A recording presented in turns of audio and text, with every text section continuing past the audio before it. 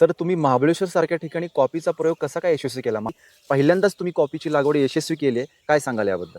मी father Tommy Panchgani Mahabaleshwar एरियामध्ये आम्ही काम करतात आहे.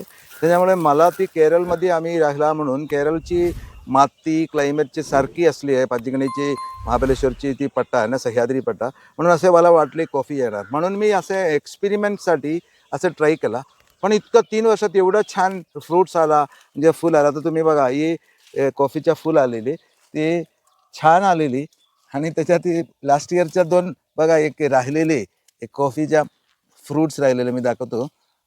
एवढं छान आलेले तुम्ही बघा. ते केरळमध्ये एवढं येत नाही आहे छोटा ड्वार्फ कावेरी ब्रँडमध्ये. त्याच्यामुळे मला अनुभव आला छान इथे होतं. मला सांगा, स्ट्रॉबेरी इथे खूप मोठ्या प्रमाणावरती घेतली जाते, तर स्ट्रॉबेरीला पर्याय म्हणून भविष्यात कॉफीला पाहायला काय अडचण?